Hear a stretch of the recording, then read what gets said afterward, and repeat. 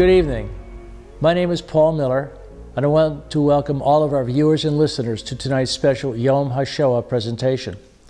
Before turning to tonight's presentation, I think it would be useful to spend a few minutes bringing everyone up to speed on the work of our Rutgers Center and the special efforts which have been undertaken to date in areas outside of the medical profession, the main subject of tonight's special program. As stated in the mission statement of our Rutgers Center, it is to assist vulnerable communities, particularly communities of faith, to enhance their safety and their standing in society by improving their relationships with law enforcement, with other governmental agencies, and with other vulnerable communities. The Rutgers Center officially came into existence in September 2017, but it really is the outgrowth of a program that began several years earlier, which was then known as the Rutgers Faith-Based Community Security Program, which followed the lethal terrorist attack on the Jewish Museum in Brussels. But the Brussels attack was not the sole reason for the Rutgers Faith-Based Community Security Program to protect vulnerable communities. The program really began a few years earlier, following meetings between John Farmer and myself, targeted on finding ways to aid communities on the ground in Europe and America that were facing a rising tide of intolerance, including anti-Semitism, as well as outright terrorist attacks. To those people who do not know who John Farmer is, let me give you a brief description of why I worked with him and his Rutgers team to confront the issues facing faith communities. John Farmer was the Attorney General of New Jersey during the 9/11 terrorist attack on the World Trade Center. He was one of the authors of the 9/11 Commission Report. He served as Dean of Rutgers Law School and then General Counsel of Rutgers University. He is truly recognized as a leading expert in confronting terrorism and someone I am honored to call a friend. The Rutgers program was therefore an attempt to see if active, on-the-ground support of vulnerable communities could make a difference.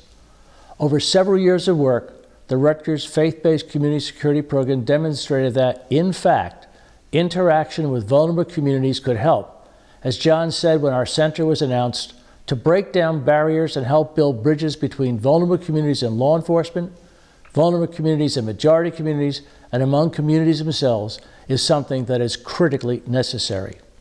And if there is any doubt about the importance of the work being undertaken by the Rutgers Center today, one has to look no further than the recent attacks on the Michigan State House and the U.S. Capitol. And we, of course, cannot forget other attacks, such as the horror of the killings inside the synagogue in Pittsburgh.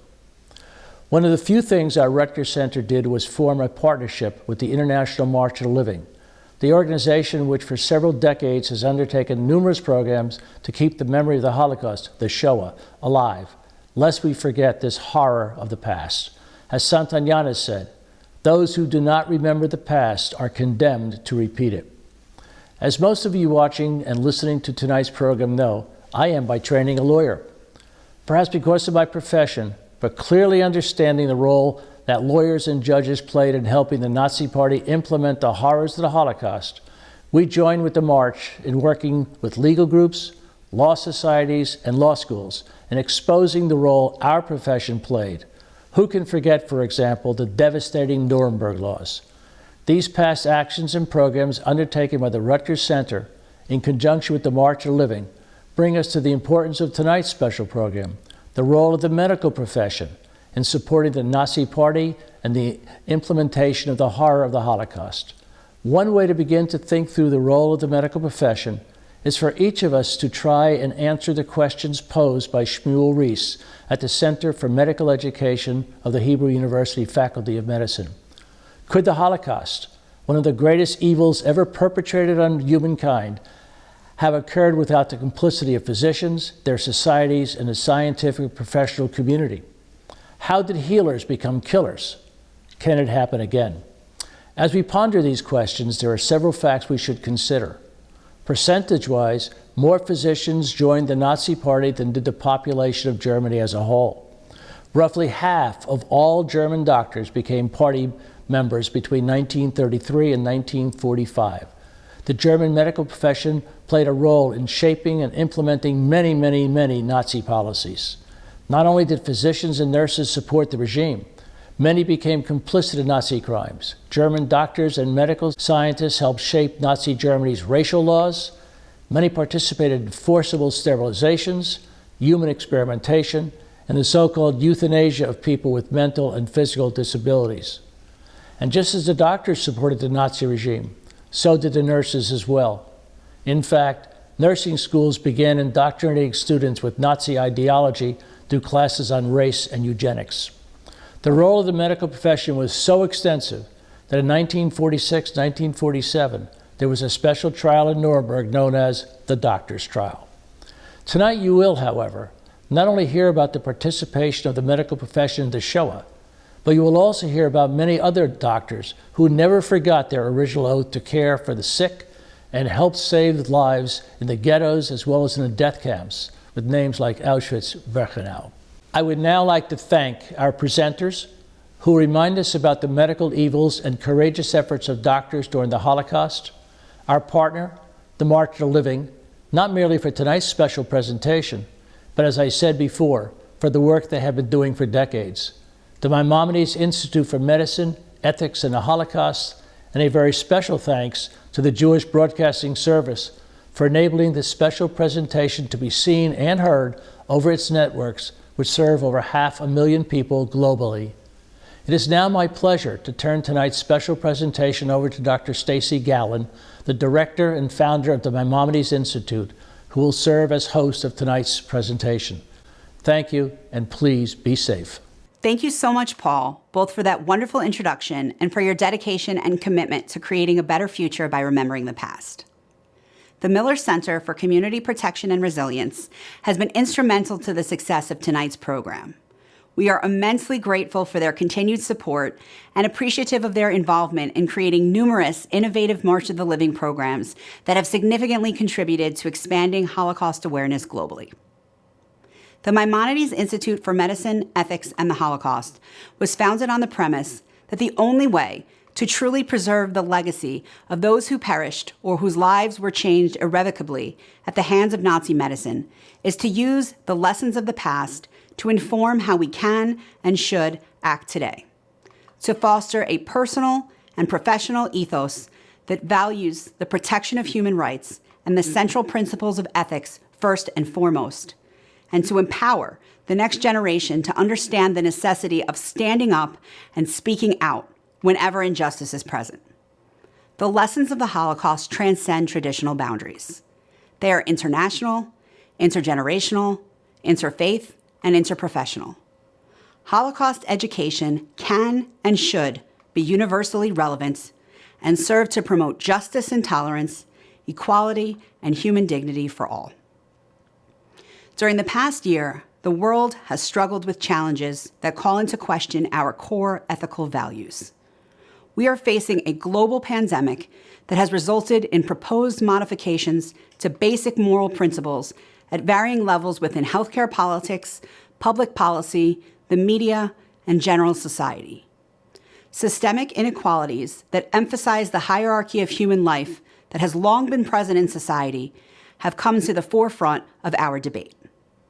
At the same time, we are experiencing a troubling rise in anti-Semitism, racism, and other forms of discrimination and hate crimes, as well as a lack of knowledge regarding the Holocaust.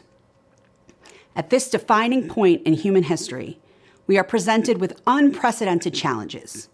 We must be able to use the lessons of the past, those from another defining point in human history, to inform our actions, shape our present, and create a better future. Just as we must learn from the past in order to address our current issues, so we must learn from each other. Hearing the varied and diverse voices that make up the narrative of medicine, ethics, and the Holocaust, those of the victims, the survivors, the perpetrators, and the scholars, are essential to truly understanding the complex nature of this topic. Weaving together this type of comprehensive approach entails the cooperation of many.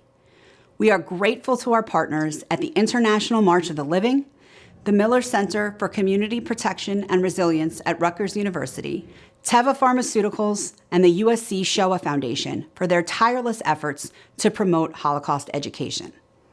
We also want to thank each and every person who contributed their voice to this project. In particular, I would be remiss not to mention Dr. David Maklis, Vice Chairman of the March of the Living and Project Manager Extraordinaire. David has put his heart and soul into making this program a success, and it has been an honor and a privilege to work with and learn from him. The broad array of perspectives that you will hear over the next 90 minutes will paint a vivid picture of the power and privilege of medicine and the ways in which they can be used for good or for evil. You will hear about the darkest period in the history of medicine, perhaps in the history of humankind, but you will also hear stories about those who find a way to shine their light. And while the challenges and conditions of the COVID-19 pandemic are vastly different than those faced by medical doctors and nurses during the Holocaust, you will hear about how the lessons of the Holocaust have shaped our response to this crisis. While we cannot physically be together this Yom HaShoah, we are proud to stand with our partners all over the world, international medical associations, universities, and healthcare systems, as we look to medicine and morality as a way to reflect on the past and protect the future while appreciating the miraculous work of our healthcare professionals during this global pandemic.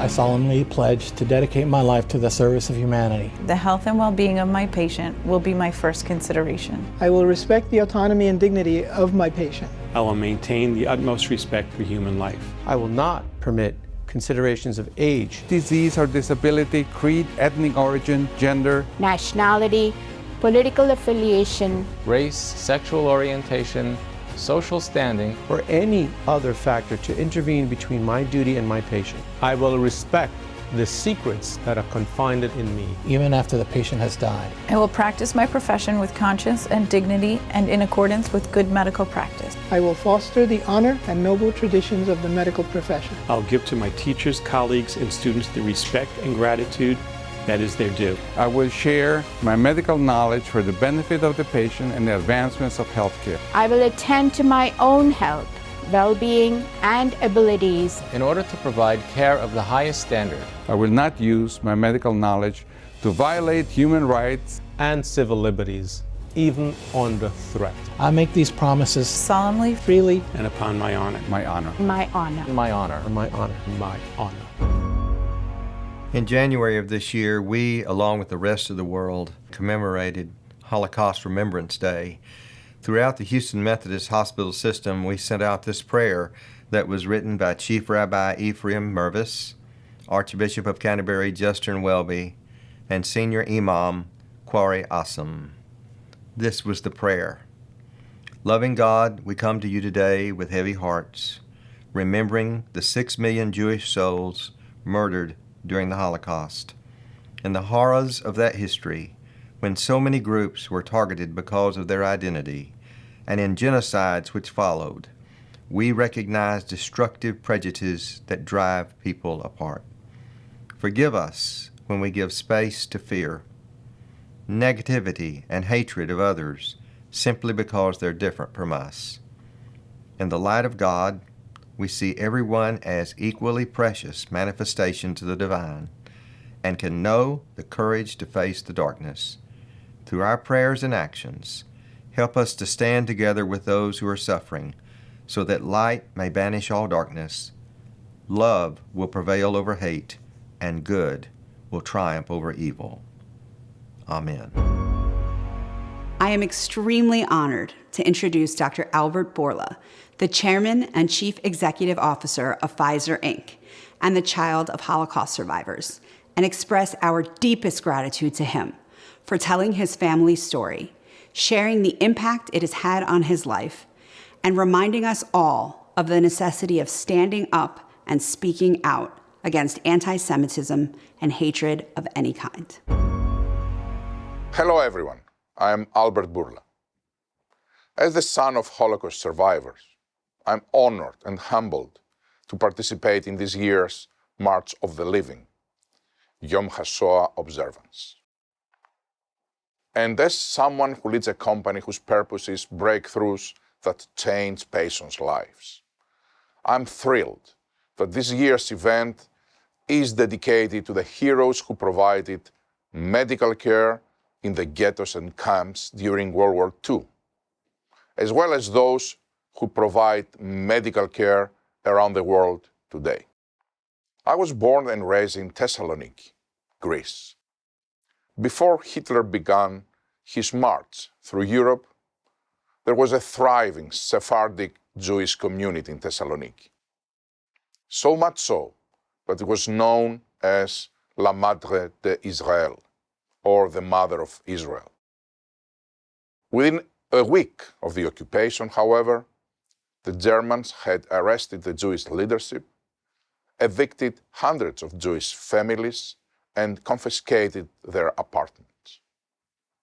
And it took less than 3 years to accomplish their goal of exterminating the community. When the Germans invaded Greece, there were approximately 50,000 Jews living in the city. By the end of the war, only 2,000 had survived. Lucky for me, both of my parents, Mois and Sarah Burla, were among the 2,000. My father was successful in surviving by hiding his identity. My then teenage mother was arrested by Nazis, abused in jail, and lined up against a wall in front of a firing squad.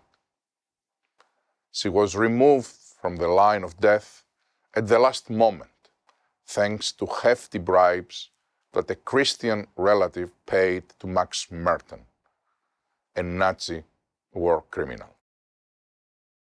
Many Holocaust survivors never spoke to their children of the horrors they endured because it was too painful. But my parents talked about it a great deal. They did this because they wanted us to remember all the lives that were lost, to remember what can happen when the virus of evil is allowed to spread unchecked. But most important, to remember the value of a human life. You see, when my parents spoke of the Holocaust, they never spoke of anger or revenge. They didn't teach us to hate those who did this to our family and friends. Instead, they spoke of how lucky they were to be alive and how we all needed to build on that feeling, celebrate life, and move forward. Hatred would only stand in the way. My parents' story has had a great impact on my life and my view of the world. But I hadn't really spoken about it publicly until recently. And I'm so glad that I did. Because if sharing their story inspires just one more person to join us in proclaiming that never means never, when we stand up against anti-Semitism and all forms of racism, then it will help make our world a better place. Thank you again for the invitation to join you today. And thank you for remembering. Stay safe and stay well. It is often said that bioethics emerged out of the ashes of the Holocaust as a reactive response to the abrogation of ethics and the abuse of power on the part of the medical profession. The systematic participation of physicians, those who took an oath to first do no harm, in the labeling, persecution, and eventual mass murder of millions of those deemed unfit during the Holocaust, represents the only example of medically sanctioned genocide in history. To say that the Holocaust was an instance of medicine gone mad is to ignore the ethical beliefs that allowed those sworn to the Hippocratic tenet of healing to become killers. The first segment of our program explores the foundations of Nazi medicine. Most people think of the role of physicians relating to the Holocaust about medical experiments in concentration camps. If were only medical experiments in concentration camps, its impact would be limited. The participation of physicians was far more broad and far more deeply problematic. Let's go through one simple example that may describe a much larger pattern. Students of the Holocaust understand the first to be gassed were not Jews. The first to be gassed were physically infirm, emotionally distraught, congenitally ill Germans. In order to kill them, they had to be identified in all of the major psychiatric institutions. Physicians had to sign off on the fact that they were, quotation marks, life unworthy of living, or something called useless eaters. And that is that these people were consuming the resources that should be available to the young, vibrant, vital Germans. Why were they targeted for destruction? They were targeted destruction, first of all, because they were an embarrassment to the myth of Aryan supremacy. And secondly, they were targeted because they were consuming resources that could be best utilized by a society to develop those who were the best and the brightest, the fittest, the most worthy. And consequently, they were eliminated. There were 6 different killing centers, and the killing itself went from passive means like starvation to active means by the use of sedatives, and finally it culminated in the use of gas chambers. Now, who participated in that? One would have to say virtually the entire German psychiatric community. There were also 28 institutes of racial science, staffed by reputable scientists, founded at some of the great universities of Germany, all of them seeking to use science to verify the German claim that the Germans were a member of the master race, that there were inferior races, and that Jews, again, were deemed as life, not only life unworthy of living as for the Germans of special needs, but Jews were deemed a cancer on the body politic. The medical metaphor legitimated the entire process of murder and destruction of the Jews, presuming that the Jews were a cancer on society, and consequently you were healing by killing. The elimination of the Jews was to bring about the salvation, the redemption of the German people.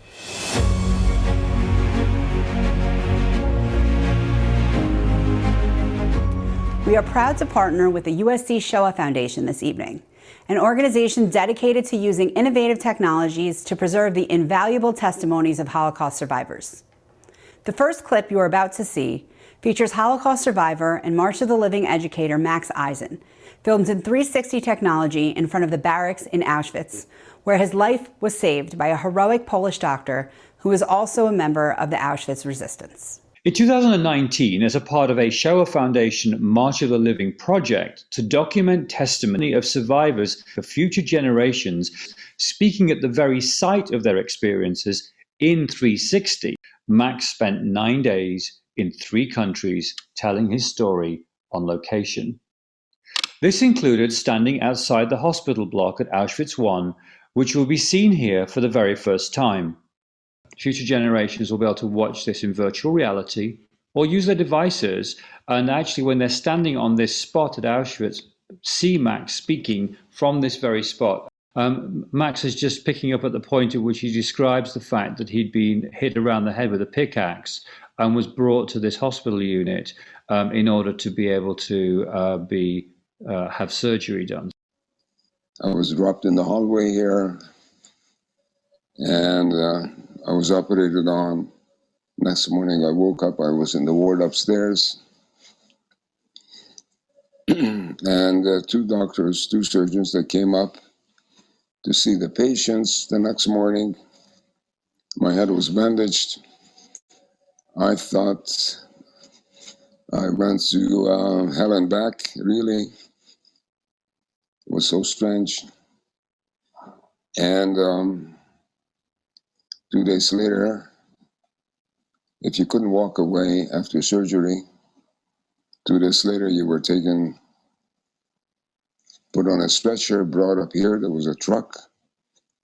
You were loaded on and taken to Birkenau and gassed. So as I was brought through the hallway in a stretcher, Dr. Ryszko, who was the chief surgeon, he was a Polish political prisoner, he took me off the stretcher, took me into the prep room of the surgery. He gave me a lab coat, and he told me that I'm going to be the cleaner. He saved my life. I would not be here to tell this story had he not done that.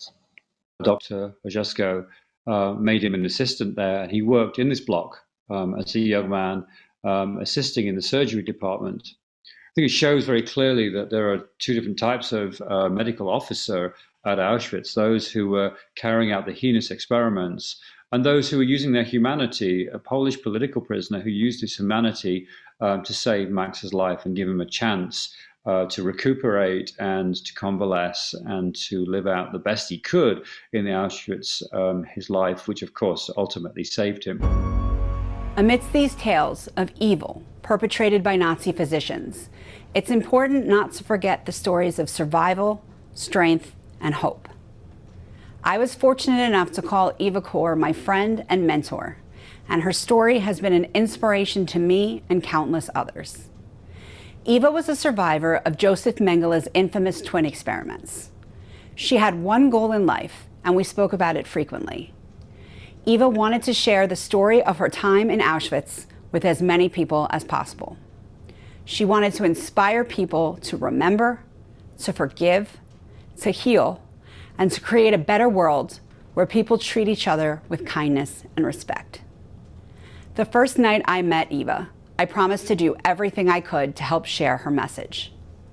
Getting to know Eva was, and always will be, one of the great privileges of my life.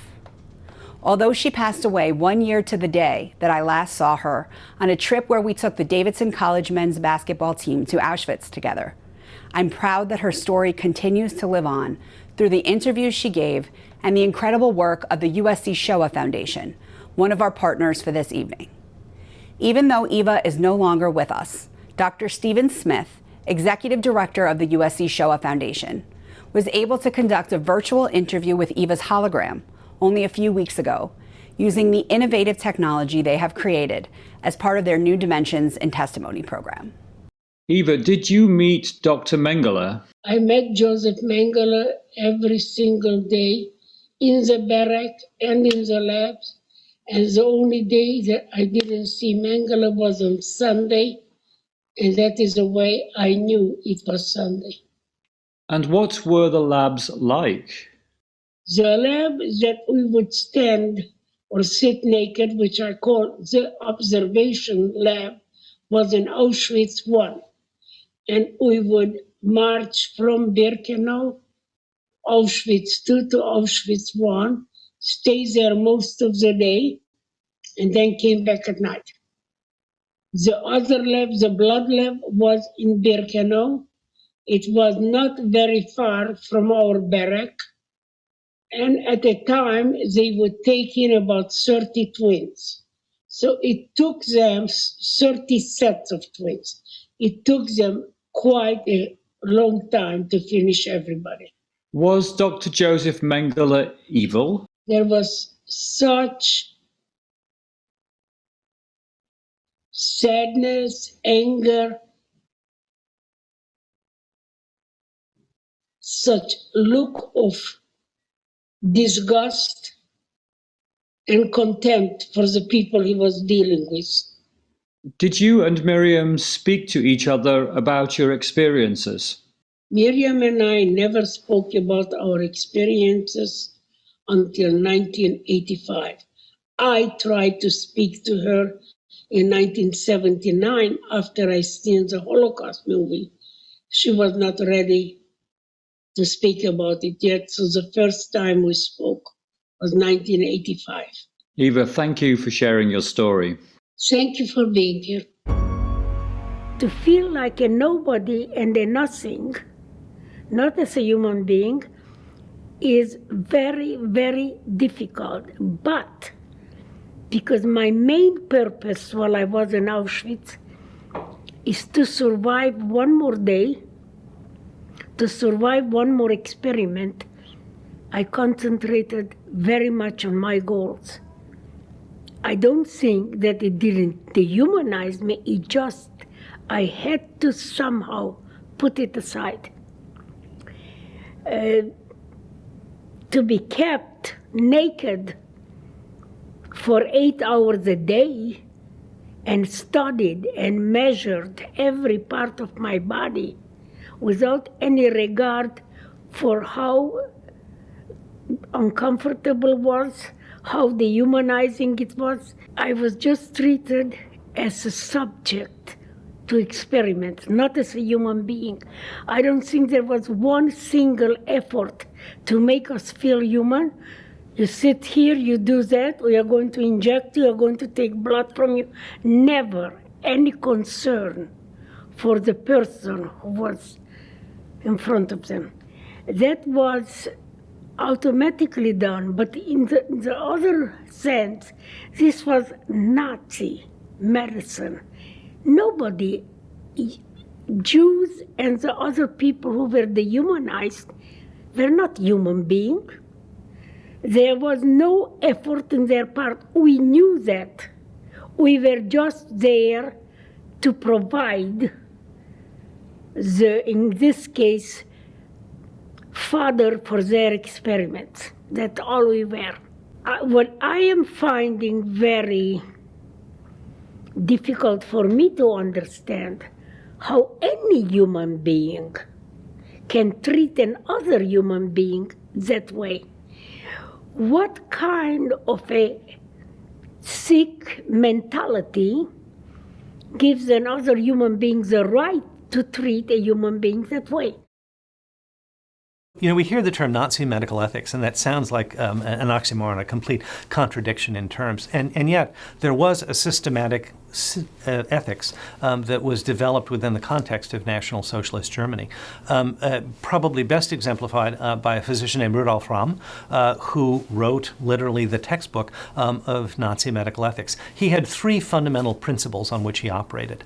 That intermarriage, which he referred to as miscegenation, was spoiling the quote-unquote racial stock of the German people.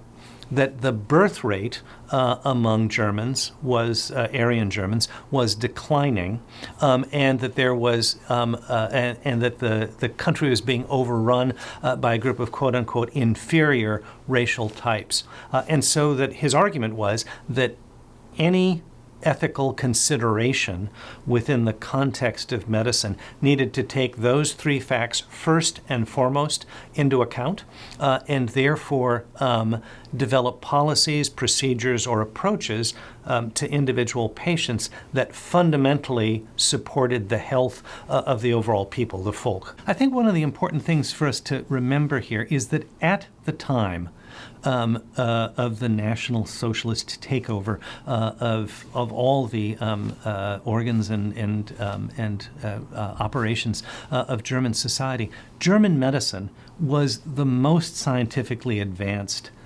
system in the world. It's where everybody in the world went to study and train. It had a place in world medicine at the time, not unlike what the United States has at this moment. And yet, being scientifically the most advanced system of its time did not stop it from descending into horrific moral decisions. Even in the darkest of times, one can always find the light. Stories of physicians who remain dedicated to healing and saving lives in any way possible prove that ethics, virtues, values, and hope can prevail.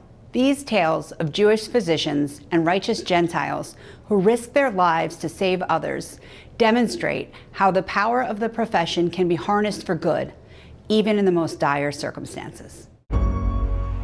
We have the incredible example of the ethics of physicians. Some of you know the great story of Janusz Korczak, who was the Mr. Rogers and the Dr. Benjamin Spark of Poland, a very trusted pediatrician whose work was internationally famous, and also a man who had a Sunday evening program in which he, like Mr. Rogers, educated the young people and their parents about some of the incredible values. He was a Jewish physician who also became the head of an orphanage in the Warsaw Ghetto, and they describe his decision to go with his orphans, with his children, with the people in his care to go to Treblinka, because he was famous, because he was universally respected. They asked him if he would like to escape the ghetto, and they informed him about what the fate of the Jews was going to be in Treblinka. And Korczak said, "I'll only escape if you can provide for the children." What about the children when they could not provide for his orphans? He deliberately decided to go with them to board the trains to Treblinka. But he didn't only do it as, what shall we say, as giving up and giving in. He had them march orderly, carrying the flags that he had created for the programs that he had created. And they marched singing songs. He had 2 children in his arms and 2 children alongside him. And they marched to the ghetto, and something remarkable happened during that deportation, which is, as they marched, the entire ghetto was silent, and it understood precisely what Korczak was doing. In Emanuel Ringelblum's diaries, he quotes somebody, "A march like this one has never seen." Korczak went with his children. A physician stayed with his patients to the very end. We first have to start with the numbers, because the numbers are absolutely staggering. Doctors were responsible, and healthcare professionals were responsible for between 150 and 200,000 deaths during the time of the Nazi regime, and that's from the barbaric medical experimentation and research that went on, from starvation of people deemed unfit, and of course from the euthanasia programs that were prevalent during that time. If the work of the Nazi physicians hadn't been done, they would have never even been able to get to kill 6 million Jewish persons and the 9 million other persons that were murdered in the Holocaust. So the numbers are very important to think about. The way in which the Nazis did that was to pick populations that they knew people felt were disposable, disabled children, disabled or mentally ill adults, then to look to people like the Jews who had already been marginalized, and people like the Roma people, the people that no one cared about. It made the physicians feel that they were doing a service to the state, and it put them in a better light in the minds of a lot of people. So now imagine yourself as a medical student in Germany in the early 1930s. Everything you see in the culture is anti-Semitic propaganda, is otherizing people with disabilities and placing stigma on people that are not racially pure. And then you go to medical school and you're sitting in a lecture hall with one of the top scientists or physicians in the entire world. And they are telling you that they have scientific proof that certain races are superior to other races. Now, what are you going to do? Who are you to question that, and would you have the courage? You might feel something like, this is not right, this does not comport with my religious beliefs, but are you going to have the courage and the strong conscience enough to not participate, to be able to say no to that? And not only that, when you get out of that classroom and you walk around, you look around, guess what? All your Jewish colleagues, they're not even in medical school anymore. The Jewish professors that used to teach at your university, they're not there anymore.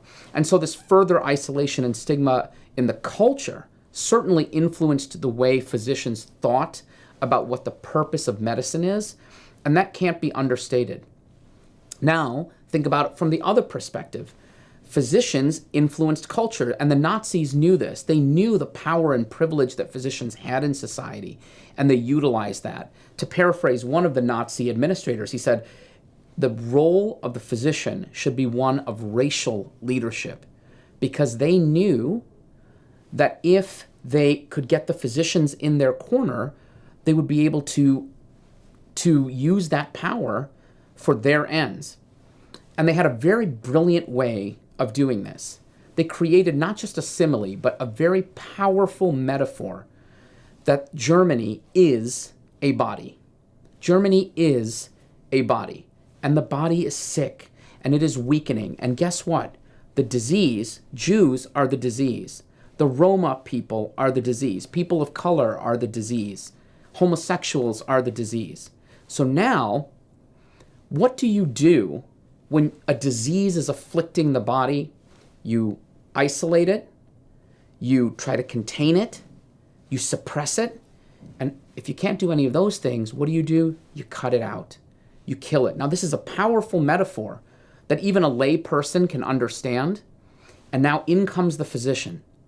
So now, what better way to rid the German body of disease than by bringing in the physician who is trained to rid your body of disease? It was a natural fit with their metaphor, and it was very powerful.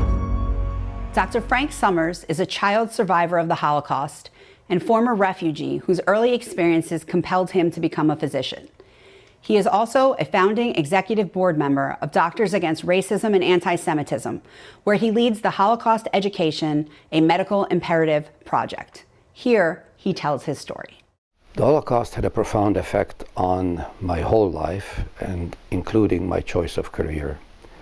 Having been born at a very unfortunate, tragic time in 1943 in a country which was occupied by the retreating German army in 1943, our family were able to only survive based on not reporting to the ghettos, but to go into hiding in the dark, dingy basements of bomb-damaged buildings. During that time, as many people know and should know, close to 500,000 Jewish persons in Hungary were deported. That included most of my extended family, and of course killed. I have a profound impact on my life as a result of that, and having survived, and that has been a core, basic guiding principle in all my choices, and it is to this day. Well, I set out to try to decide on a career which would contribute to healing and to health, and my interest in science coupled to that led me into the path of medicine, first of all. My colleagues in DARA, Doctors Against Racism and Anti-Semitism, an organization which we set up about 12 years ago, based out of Toronto, Canada, but has international membership. We are committed to rectify the reality that in most medical education, Holocaust is never mentioned. In particular, we are very concerned with remembering the contribution of fascist doctors in Germany and scientists who from a fairly early stage onwards helped with their knowledge, betraying their Hippocratic oath, to carry out some of the most odious, murderous policies of the Nazi Hitlerite regime. This is an unprecedented event in the history of medicine, and we feel it's quite important that young doctors in training should be knowledgeable about what happened, be aware of the temptation of power, of the loss of moral compass, and in particular to equip them better for dealing with some of the very challenging issues that are coming up in medical care during their careers when they get into practice. The issue we're dealing with in this program is very personal to me. Most of us are getting on in years, and most of us who have any direct connection to the Holocaust are dwindling in numbers.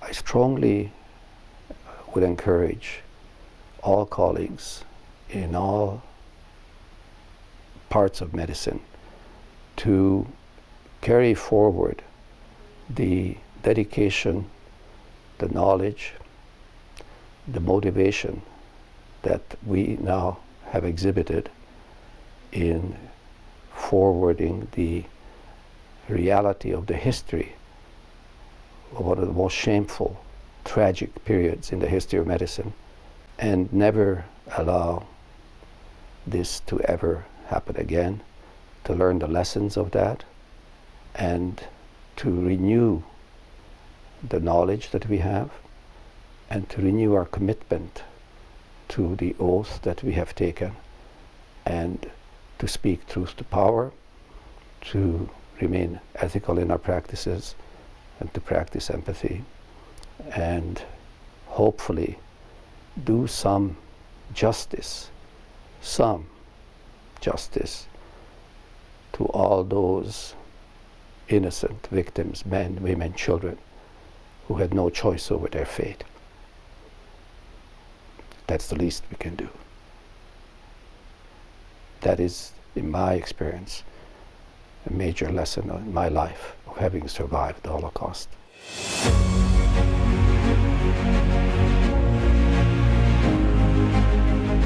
This past year found our society faced with unprecedented challenges due to COVID-19. Those in the healthcare profession have been asked to put their own lives at risk to save others. They have also been tasked with determining equitable and just protocols for allocating scarce resources, ensuring that necessary and rapid human subject experimentation was performed ethically and with the full consent of those involved. And now they are charged with finding a way to distribute the resulting vaccines to the most vulnerable among us. A distinction must be made between the so-called medical crisis manufactured by the Nazis and the very real medical crisis caused by COVID-19. However, the lessons of the Holocaust, how the power and privilege of medicine can be influenced by external factors so as to place the care of the individual in a secondary role, have informed our current situation as we have struggled to meet this challenge in the most ethical manner possible. What can the Holocaust teach us about the ethics of care during a pandemic? And how can these lessons be incorporated into the development and distribution of the COVID-19 vaccine? The next part of our program explores these questions. The Holocaust is still very relevant today to medical ethics, and not simply in terms of the Holocaust was the starting event or the originator for contemporary medical ethics today. What the Holocaust can teach us is that medical ethics is not simply a matter of doing well and doing good in easy times, but recognizing that the skills that a person develops in their normal course of daily practice are skills to develop and to strengthen so that when a person's environment gets more challenging, when the stakes are higher, when there is more risk to more people, such as in a pandemic, we don't throw our ethics out the window or exchange the ethics and the professionality that we've been developing in quote-unquote normal times for a quote-unquote pandemic or crisis-oriented ethics. The Holocaust can teach us that if we practice what we aspire and if we maintain the values that we continually preach, then we will be able to use those techniques, we will be able to uphold those values even in a time of crisis, even in a time of pandemic. I would like to say that what the Holocaust can inform us is, even today, that if we don't make sure that ethics is seen as a skill to develop rather than content to know, then we won't have those skills when we need them. We need to recognize that at any time, but especially at a time of pandemic, when the risk to human life is so great, that we're not simply playing a numbers game.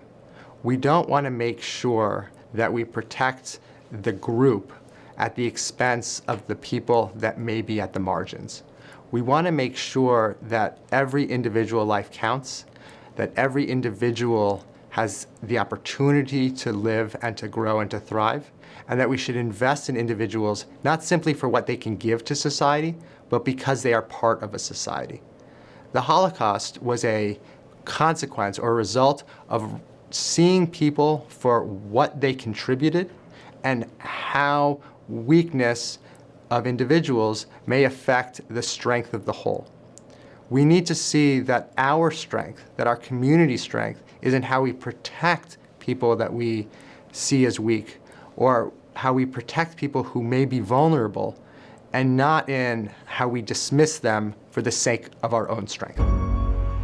So my grandfather, Moritz, was born in Lodz, Poland in 1919. He had 2 loving parents, 4 brothers, 2 sisters, and lived a really happy childhood in an Orthodox Jewish home. And that all changed in September of 1939 when the Germans invaded Poland. They eventually made it to his home city of Lodz, where about 230,000 Jews lived at the time. And by February of that next year, he found himself forced into the Lodz ghetto, where he lived in absolutely terrible conditions. 2 of his siblings actually passed away in the ghetto, but he managed to pull through and survive. And eventually, the Germans told him that he would be moved to a Polish farm to work. And little did he know at the time he was actually being transferred to the worst place imaginable at the time, which was Auschwitz. So when he arrived at Auschwitz, he was separated from the rest of his family and underwent the infamous selection process with Dr. Mengele. While he was in Auschwitz, he was tortured, he was mutilated, he was starved, and he wrote in his memoir that he was immediately forced to take off his clothing and march in the freezing cold weather to Auschwitz-Birkenau. I don't know how he did it, but he survived. He worked harder than he's ever worked, and eventually he was transferred to a different labor camp where he worked in a rubber factory. And so when I think of the suffering that he endured during the Holocaust, it makes me want nothing more than to do the exact opposite and to pursue a career that involves healing and human connection and love and compassion. And so in that sense, his stories really did draw me to medicine. And when we look at the Holocaust, we see medicine and science at their very worst. We see just how powerful and destructive science and medicine can be if put in the wrong hands. Zyklon B, which is a cytochrome oxidase inhibitor, it's a biologically active molecule used and abused to kill millions of people. And it's so disturbing to me to think of a scientist working in the lab using the same scientific method that I'm so passionate about to create a compound that caused so much suffering. The Holocaust continues to shape medical practice, research ethics, and healthcare policy. Ensuring that we never repeat the mistakes of our past must remain a primary goal of individual physicians and professional organizations alike. Next in our program, you will hear from international physicians, one of whom represents the World Medical Association, regarding the essential role of the Holocaust in the history, present, and future of medicine. Well, the Nuremberg trials showed that many German physicians did terrible atrocities towards their patients, not only in concentration camps, but also outside. It started with denouncing all Jewish physicians and taking away their licenses to work. And it ended up by treating whole groups of patients, Jews, Sintis, other people, not as human beings, but like animals. One of the founding reasons for the World Medical Association was the Nuremberg trials. It was after the Nuremberg trials that an organization was founded that wanted to write ethical codes that this could never happen again. And indeed, the World Medical Association is the holder of the Declaration of Helsinki, which is the basis of all science with living beings. And it is part of the approval for all drugs and vaccinations all over the world. And the WMA is still owner of this declaration, and it is very important to describe the principles of science for physicians when it involves living beings, be it ordinary patients, but also be it people from vulnerable groups. And I think the Helsinki Declaration is one of the prime documents of the World Medical Association. You know, sometimes people ask me this question, why do I teach medicine and the Holocaust? You're not even Jewish. And I think that's an interesting question. What stake do I have in this subject? And I think it's an important question because, after all, most of the world is not Jewish. But I think the questions that medicine and the Holocaust raise for our profession as a whole and our society as a whole are universal questions that go beyond one particular race or religion. I think the idea behind teaching medicine on the Holocaust is important because it allows us to focus on the sacrifice and suffering of the Jewish people that both lived through it and died during the Holocaust as a form of remembrance. I think remembrance and understanding the deeper meaning behind that is absolutely vital, and that's why I teach about medicine and the Holocaust. When we use that word and we think about that word, it rightly points us back. We should think about remembrance as a way of honoring those people that have gone before us, and certainly in the Holocaust, the people that suffered at the hands of the medical profession. We should never forget what the medical profession did through its hubris, through its abuse of power. And it's a way of restoring the recognition of the dignity that those persons should have been given in the time. Physicians can learn from their mistakes as much as from their progress. So I do think that that's an important element. Whenever we talk about remembrance, we should be thinking about the restoration of the dignity of the human person that suffered during that time. But I also like to think of remembrance as a way of looking to the future. Remembrance to me points backwards, but it also points forwards. It tells us about the mistakes that we made, but also about where we can change those mistakes to point medicine in a different direction going forward. And that's crucial. I think that's crucial to my students, and that's one of the things they really appreciate about studying medicine and the Holocaust, is it can light the way towards seeing what medicine ought to be and where we should focus our energies. And really, in my view, that ends up being the dignity of the human person. Your patient always comes first. How do we ensure that never again is more than just a rallying cry? How can we protect against the hierarchy of human life that was created and enforced by the medical profession during the Holocaust and continues to recur in various forms even today? Our next speaker calls on each and every one of us to perform our own acts of moral courage by standing up and speaking out to ensure that history does not repeat itself.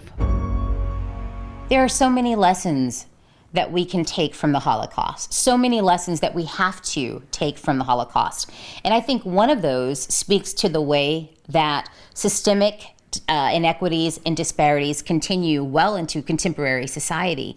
How that happens, who is deciding that hierarchy of value, and then who, most importantly, is accountable. Who are going to be the folks that are vigilantly watching to ensure that this doesn't happen again?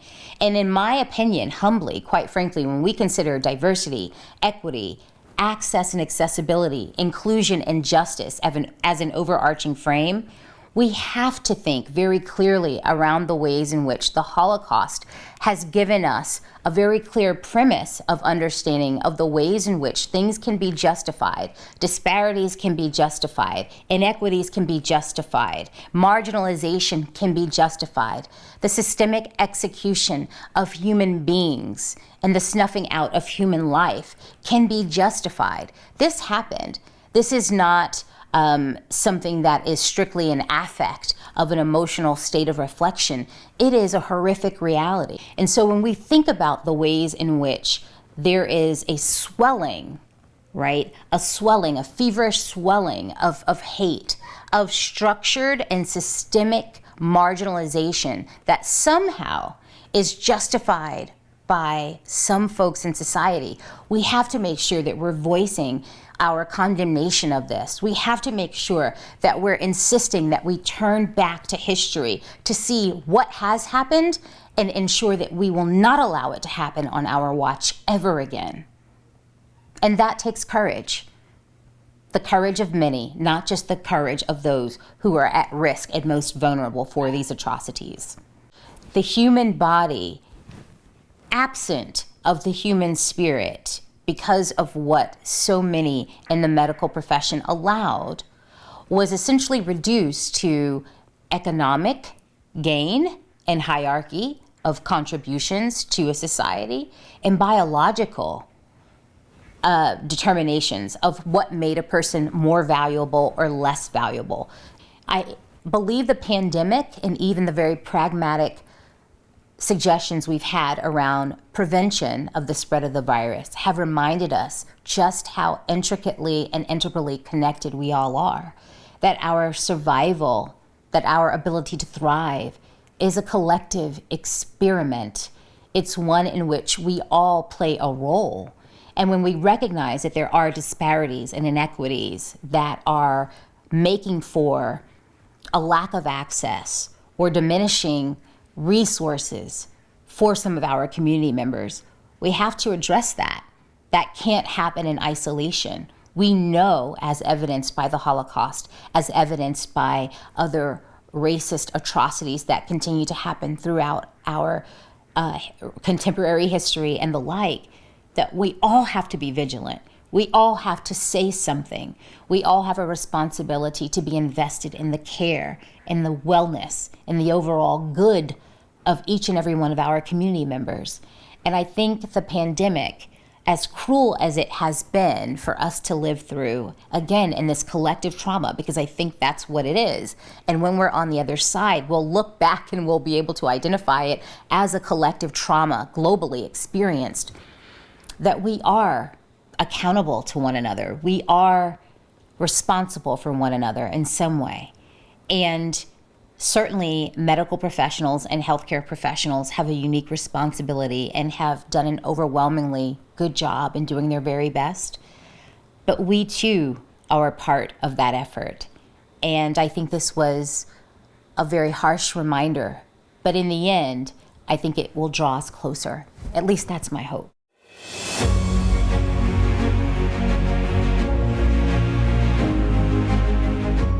From the beginning, Rutgers University was on the front lines of the response to this global pandemic.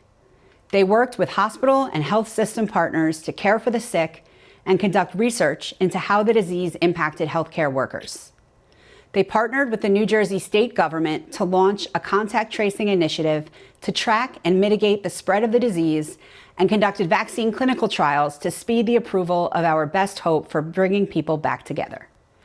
Dr. Brian Strom, Chancellor of Rutgers Biomedical and Health Sciences and Executive Vice President for Health Affairs, led the university's efforts to develop better COVID-19 testing methods, which were shared with the world. Due to these groundbreaking efforts, Dr. Strom has had the opportunity to work closely with Dr. Anthony Fauci, Director of the U.S. National Institute of Allergy and Infectious Diseases and Chief Medical Advisor to U.S. President Biden. It is my distinct honor to introduce Dr. Brian Strom, who will be presenting the Moral Courage in Medicine Award to Dr. Anthony Fauci. Just over 1 year ago today, the world woke up to the reality of the first global pandemic of our lifetimes. The first confirmed case of the novel coronavirus was detected in New Jersey in March of 2020, and in the days since, more than 23,000 residents of New Jersey and millions more worldwide lost their lives to this disease. Many of us did not understand then the drastic ways our daily lives would change, nor the personal and societal toll this pandemic would cause. We are just now gaining some perspective on our society's choices in resource allocation and board policies, the impact of individual patient decisions and our own individual behaviors, the underlying ethical implications of each of these, and with that, our collective responsibilities to our fellow human beings. The sheer global immensity and massive losses of the COVID-19 pandemic recalls for many both the heroism and the harrowing specter of another of humanity's great crises, World War II. And it is fitting on this Yom HaShoah, the day of remembrance of the terrible events of World War II, that we the living reflect on this pandemic year and begin to draw some lessons on the practice of medicine and public health and the moral obligations of a just society. Public institutions like Rutgers have a unique responsibility to uplift and advance the health of the communities we serve. And as we worked through the ebb and flow of the pandemic surges, we sought direction, leadership, accurate data, and unbiased information, and in no measure, hope, amidst the uncertainty and suffering unfolding around us. We were very fortunate to have one guiding light throughout the pandemic. In an era when public spiritedness and confidence in the disciplines and methodologies of science when not held up as virtues of high esteem, Dr. Anthony Fauci embodied both. To our detriment as a society, the public intellectual had been missing from the American scene for quite some time. But Tony became our voice of reason and the beacon of hope for the American public. He provided calm, certitude, and an aura of competence and confidence in scientifically informed public policy. Thanks to his leadership, he has had a newly described phenomena named after him. I can attest that at Rutgers, like at universities around the country, applications to all of our health professions and biomedical schools are up across all sectors, and this is known as the Fauci effect. Further, he had Brad Pitt portray him on Saturday Night Live. These are honors few of my scientist colleagues can possibly boast of. But as we learned in the past century, science is a great tool for public advancement, but also can be manipulated for political and sometimes diabolical ends. Science must always be an objective arbiter of facts. The answers it provides will not always be the most popular, may demand hard choices and sacrifices, and may mitigate against the forces of complacency and inaction. I am proud of my colleague, Dr. Anthony Fauci, for his outstanding public service in this very challenging role. He set and continues to set an example for all of us across the health professions to uphold our honor, duty, dignity, and ethics, and hold fast to our core principles and belief in the scientific method. So, on behalf of the International March of the Living and the Maimonides Institute for Medicine, Ethics in the Holocaust, we are proud to award to him this award for moral courage in medicine, presented to Dr. Anthony Fauci for shining a light through the darkness, providing leadership and hope, and using morals and medicine to heal the world. Congratulations, Tony. It is with sincere humility that I accept this great honor you bestow on me, not only for myself, but on behalf of the countless practitioners of medicine and the healing arts whom I have been privileged to walk beside throughout my professional life. During this past year, we have witnessed unspeakable suffering caused by a terrible pandemic. However, we have also seen thousands of men and women of great moral courage caring for the sick and the dying with compassion and love, risking their own health and sometimes even dying as a result of their unselfish work, other times suffering from unbearable stress, from feelings of powerlessness, from hopelessness. We recognize them as heroes, and we all remain in gratitude for their sacrifices. At this time of Holocaust remembrance, we also remember those millions taken by unspeakable evil, whose voices nonetheless speak to us across time. It is important we never forget, not just because evil has not been vanquished, but because virtue and goodness must always remain strong in us.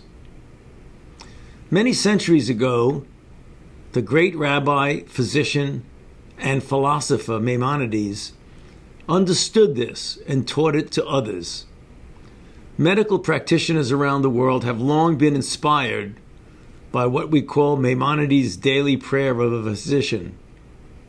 This prayer, written by a German scholar more than 200 years ago, expresses the timeless teachings of Maimonides and asks of us, just as Maimonides taught, that we remain humble, that we live our lives and practice our art to serve others, that we respect the dignity and worth of all human beings, and that we serve not only individual patients, but all of mankind. Maimonides reminded us that goodness and evil coexist, but that we are free to choose one over the other. I believe that the healing arts lie on the path of goodness, the same path all of you have chosen in remembering and listening to the voices of those who perished in the Holocaust. May all of your voices be heard today and in the uncertain but always hopeful future. Thank you again for this great honor, and may your good works continue to inspire us. I'm truly honored to speak after Dr. Anthony Fauci. His tireless dedication to fight and defeat the COVID-19 pandemic while displaying an unwavering commitment to scientific rigor and best practice is an inspiration to all who play a part in this global battle. I am Dr. Eran Harari, clinical lead in neurology and psychiatry of the Research and Development Group at Teva Pharmaceuticals. As a physician who treated Holocaust survivors and as a family member of first and second generation survivors, I am deeply humbled to represent Teva in the March of Living ceremony, which despite being virtual is still an immensely important and moving tribute to victims and those who survived, perhaps more so after such a momentous year. As a psychiatrist, I have always believed in the human spirit and its limitless potential, but still was time and again amazed by the stories of the people who experienced this unprecedented event in the human history. Austrian psychiatrist and Holocaust survivor Viktor Frankl is a timeless testament to the luminous tenacity of the human spirit. His 1946 psychological memoir, Man's Search for Meaning, is one of the most vital books ever written. The gruesome experience of Auschwitz taught Viktor Frankl about the primary purpose of life, the quest for meaning. For Frankl, meaning came from three possible sources: purposeful work, love, and courage in the face of difficulty. And this quest for meaning is what drives us at Teva. Teva is an Israeli global pharma company now celebrating 120 years of service. A core tenet of our mission is and has always been to provide access to critical medicine for patients worldwide. And we are privileged to be able to reach and serve with our medicines nearly 200 million people every day. The challenges of COVID-19 have affected us all. For Teva, as a company with a leading role in the US, this meant keeping our plants and labs working around the clock and around the world to ensure an uninterrupted supply of those essential medicines. In Israel, we were honored to partner with the government and distribute millions of vaccine doses to hundreds of endpoints, helping to ensure one of the world's fastest and most efficient vaccine rollouts. Another contribution we are particularly proud of is a unique collaboration with two organizations, Unistream and 8400, in a scientific entrepreneurship project involving the children of medical staff working around the clock in hospitals across Israel as they fought on the front lines of the pandemic. These 200 children worked in teams on technological solutions that would ease the burden on medical staff and patients and provide better tools for coping with the disease.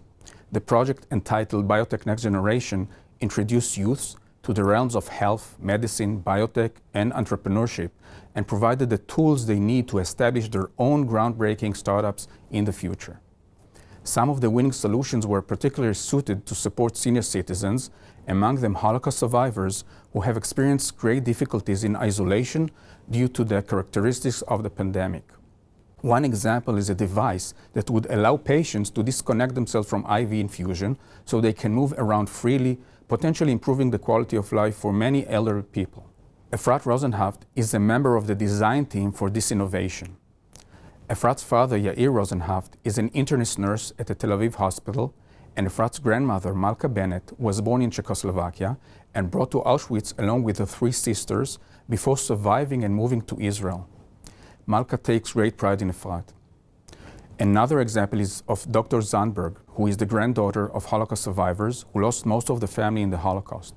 While she was working day and night treating COVID-19 patients in the emergency room, the young children of her colleagues developed apps and tools to help people like her grandparents.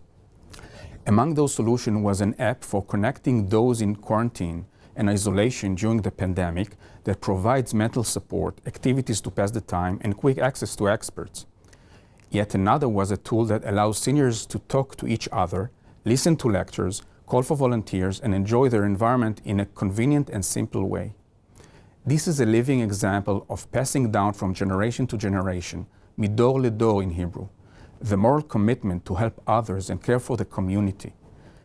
As Teva's lead in this project, working with these bright kids and seeing them bring such original solutions and unending energy to this unprecedented challenge filled me with hope that this generation has what it takes to ensure that past generations and their sacrifices will not be forgotten or left behind.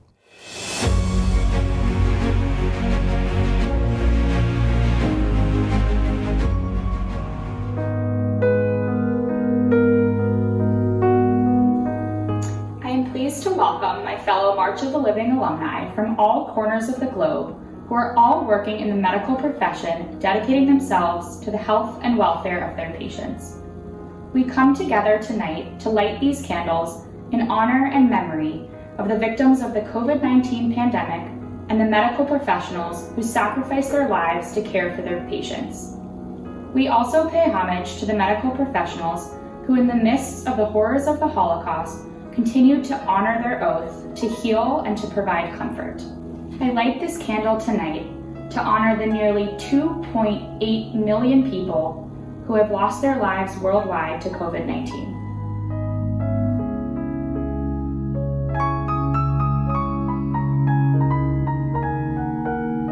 I light this candle in honor and memory of Dr. Ernst Morch.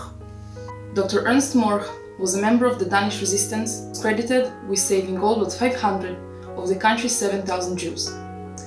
Among other things, at a time when the Gestapo was using bloodhounds to sniff out Jews hiding under the false bottoms of fishing boats carrying them to safety in Sweden.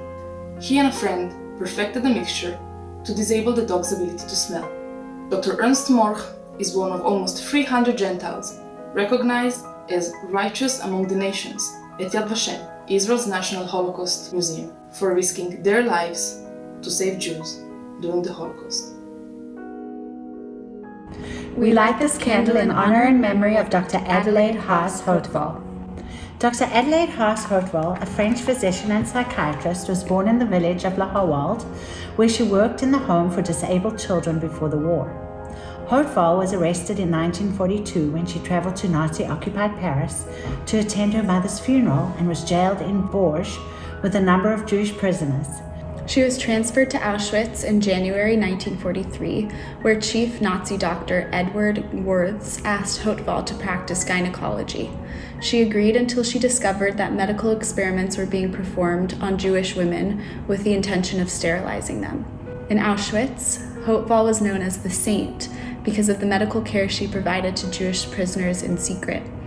She told a fellow prisoner, "None of us are going to get out of this alive, but so long as we are here, we must behave like human beings." She was named Righteous Among the Nations by Yad Vashem in 1965. I light this candle in honor and memory of Dr. Elchanan Elkies. Dr. Elchanan Elkies was a Jewish physician from Kovno. During the war, he was chairman of the Kovno Ghetto Jewish Council. Before he was transported to a sub-camp of Dachau, he was placed in charge of the camp hospital. He died in the fall of 1944 after a hunger strike, having refused to participate in the camp selections, abiding by his medical oath to first and always do no harm. I light this candle in honor and memory of Dr. Benedict Jamilski. Dr. Benedict Jamilski was a prominent Lvov doctor with a respected medical practice. He also worked in a hospital doing scientific research to combat hypoglycemia and pulmonary diseases, especially tuberculosis, which the German company Bayer expressed interest in.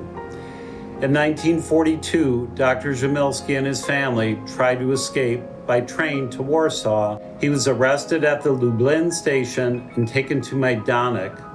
The family never saw him again. Among the letters that arrived in his Lvov apartment after his death were 2 letters in German, one from Majdanek informing the family that Benedict Jamilski was dead, the second a short letter from Bayer referring to an important component of a drug invented by Dr. Jamilski. In effect, one German letter recognizing his brilliance, the other letter announcing his murder. I light this candle in honor and memory of Dr. František Pavel Ryszea. Dr. František Pavel Ryszea was a Polish orthopedic physician and academic teacher. On July 21, 1942, he went to an apartment at Kladna Street 26 in the Warsaw Ghetto to take care of a Jewish patient, where he was murdered in the apartment alongside his patient, Abe Gutenayer, his family, 2 Jewish doctors, and a nurse, by the Gestapo under the command of SS Sturmbannführer Hermann Hoffel. Dr. František Pavel Ryszea is recognized as one of the righteous among the nations in Yad Vashem. Dr. Gisela Perl was a Jewish gynecologist and Auschwitz survivor who cared for her fellow inmates, working with virtually no tools, no anesthetic, and little help. Dr. Gisela Perl saved hundreds of Jewish women's lives by performing abortions on the pregnant woman, thus saving them from the gas chamber. She ultimately opened her own clinic in New York dedicated to helping women with infertility, including those very same Holocaust survivors she met in camp, delivering some 3,000 babies. Every time Dr. Gisela Perl entered a delivery room, she stopped first to pray, "God, you owe me a life, a living baby."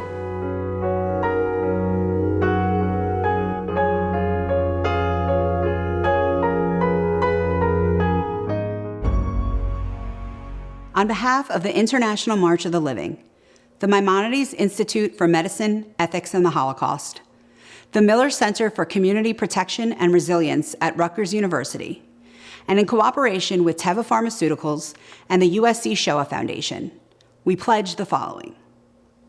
We cannot look forward to where we want to go by turning our backs on what the world leaves behind.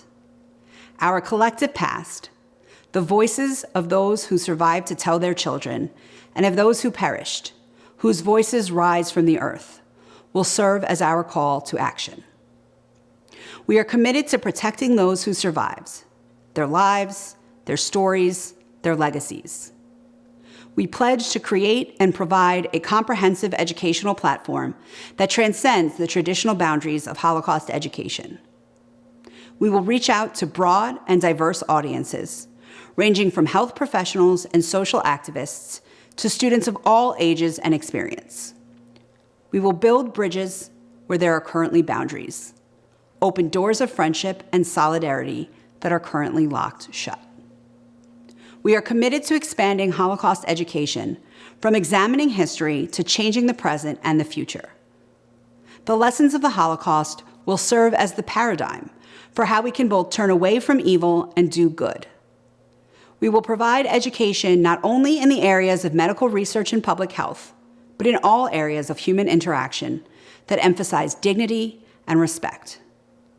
We will ensure that Holocaust education teaches anyone and everyone to see individuals for all that they are, rather than simply boxing them into a category of race, tribe, or creed.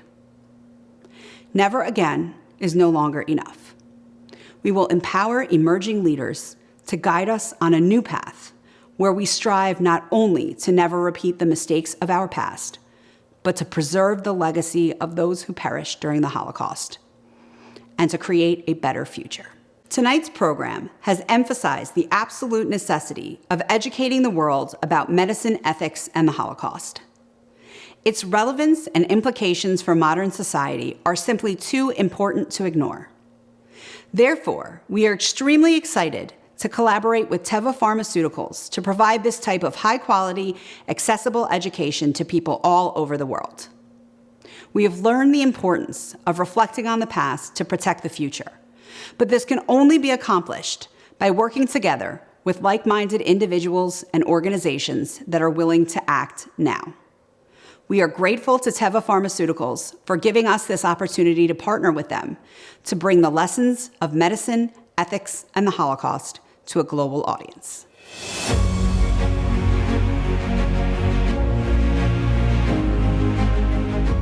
Our closing musical piece will be the theme from the critically acclaimed film by Steven Spielberg, Schindler's List, composed by John Williams. The moving composition will be performed by Miri Ben-Ari, a Grammy Award-winning violinist, producer, humanitarian, United Nations Goodwill Ambassador of Music, and third generation to Holocaust survivors. Her grandparents escaped the Holocaust coming to Israel from Poland. She is the CEO and co-founder of Gedenk, an organization dedicated to promoting Holocaust education for youth. Shalom, this is Miri Ben-Ari, the violinist, also a third generation to Holocaust survivors. I like to say that when we're out of words, there is music. And so I am proud to perform for you today the theme of Schindler's List in a memory of my family that was murdered in Poland and the 6 million Jews. We shall never forget.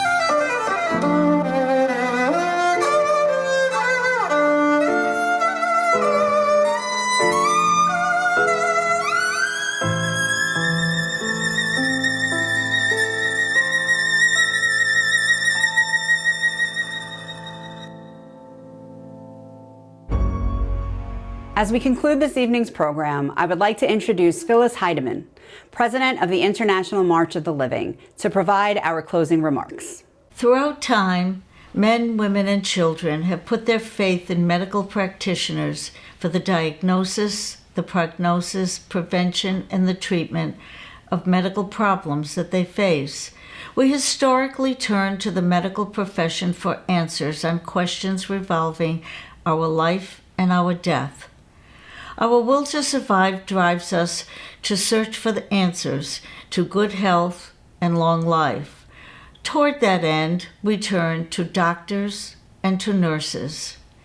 During this symposium, we have learned about the diabolical use of medicine during the very darkest period of the Holocaust by the most devious minds in modern times as an alternative use of medicine other than the preservation of life.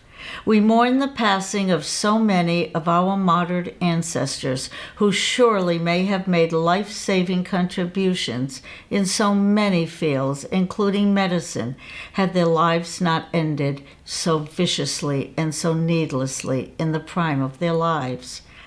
And we recognize the bravery of so many medical heroes, Jewish and non-Jewish alike, who resisted Nazi tyranny, often at the risk of their own lives and the lives of their loved ones, to help strangers in the camps, the ghettos, forests, and in the shtetls. We have heard firsthand testimony of the exemplary commitment of today's medical community as together, the provider and the recipient, we face head-on the COVID-19 global pandemic. Through in-depth explanation and detailed interpretation from our extraordinary presenters, I hope we each leave this program better informed, a little wiser, and perhaps a bit calmer on how we can face this ongoing new, ever-changing, always challenging, and still unfamiliar future which lies ahead. Challenge is not new to the human race, and yet, challenge of the unknown remains daunting to the thoughtful of us on matters on the heart, the soul, and the mind.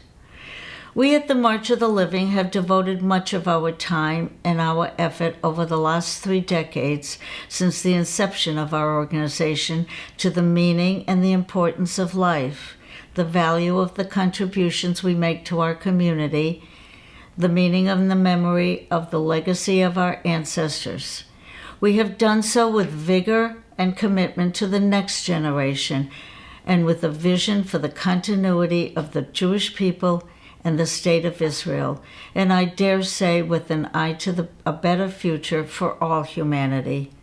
For these reasons and for many more, we are proud to dedicate the 2021 International March of the Living to the men and women who selflessly and bravely devote their time and their energy to conquer the health-threatening COVID-19 and any future global pandemics we may be forced to face.